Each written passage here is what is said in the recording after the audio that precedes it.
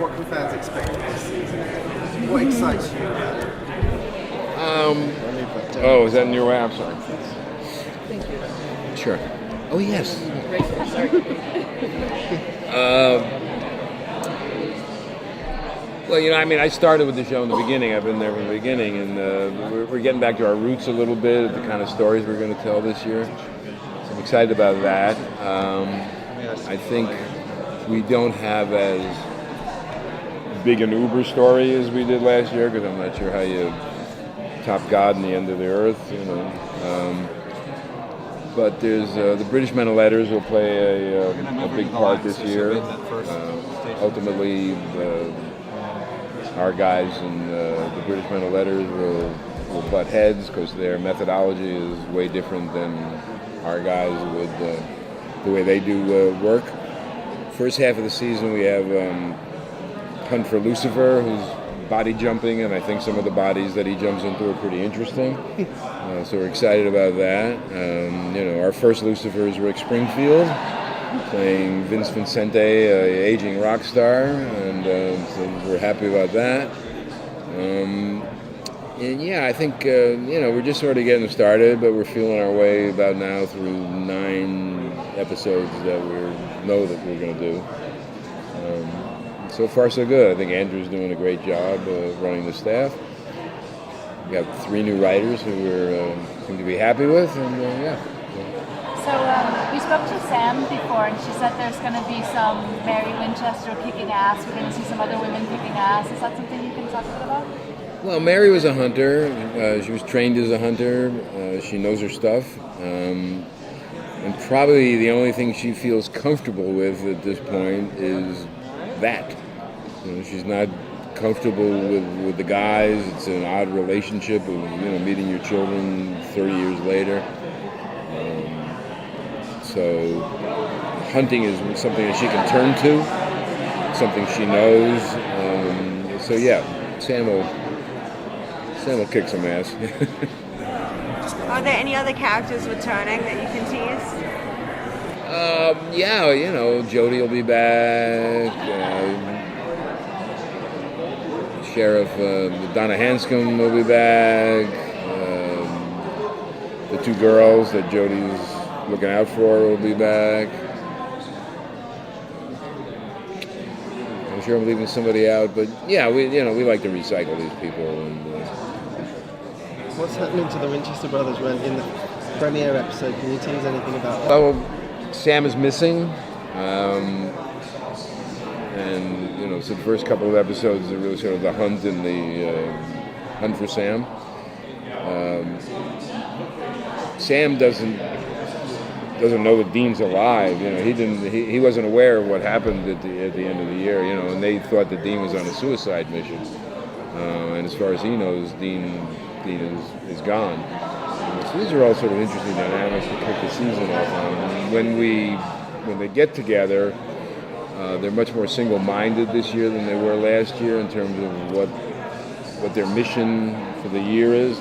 It's not to say that they won't be butting heads or disagreeing about things, but for the first time I think in a couple of seasons they're sort of on the same page to begin with, which is sort of the way this thing started. So again, we're getting back to our roots a little bit. As the season progresses, obviously there'll be stumbling blocks to that. Fans got a little bit nervous with the changeover in the writing staff with so many different people leaving, and then Todd, Nicole, post-production. Boy, you're really up on it, aren't you? A little bit.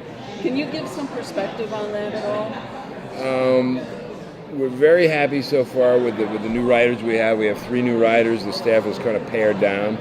Andrew will probably do a little more writing than Jeremy did the last couple of seasons. Brad and Eugenie are there. Bob Behrens is there. That's a good, solid base. Personally, I'll miss Robbie. That he wanted, Robbie was there a long time and wanted to explore new avenues. But I think the new writers are kind of give us a little shot in the arm. They're younger, they're really energetic. So far, they've come in with terrific ideas. So I'm pretty confident in the quality of the scripts that we're going to have out. Nicole, who started as an assistant editor for us, and we made an editor, and she moved on. I'll miss Nicole, but one of our assistant editors who worked for Jimmy is now going to be one of our editors, and that's sort of what we've done over the years. Is we've brought people along. So same thing with PJ, who's taken Todd's place. He's been with us for a number of years. He's really competent. So post-production, I don't think he's going to miss a beat. I'm not. I'll miss some of those people, but I'm not concerned that we can't fill their shoes. With the British Men of Letters, do we have the potential to see any international hunting? That's a little hard for us shooting in Vancouver. We've gone international a little bit. We went to graveyards in Scotland and things like that. To really do it effectively is probably outside of our capabilities to do a big story about that. Just because if you say it's London, you want to see London. If you say it's Paris, you want to see Paris. You can only do so many stock shots or put up French signs in the street. So that's a dream of ours to actually be able to do that, but I don't know if that'll ever come to fruition. It's a little expensive to get everybody up across the pond. It'd be nice. Are you going to address at all where the Men of Letters, the British chapter, have been this whole time? They've kind of just let the boys run free, and now they're coming in to judge them, it seems.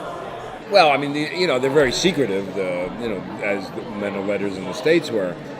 Basically what we're saying is that they've been aware of Sam and Dean, they've been aware of what's going on in America, staying at arm's length, but, with this whole bringing Amara in and doing this and doing that, they really felt, geez, these guys are getting out of hand. And then I think when Tony Bevel shows up, basically she says, if the world survives, which apparently it did, great, but you guys have had it, this is, and they've made mistakes along the way, so from somebody looking from it from the outside, you would say, yeah, these are some loose cannons, and this is not the way we do business in the British Men of Letters. And that's the big thing, they're just very organized, very by the book. They see everything in black and white. Either you're good or you're evil. If you're evil, you're gone. They don't, it's all organized. They view the American hunters as just this patchwork of loonies out there going, picking their own missions, leaving collateral damage. It's just not the British way. So that'll be, they'll bump heads pretty hard in the course of the season.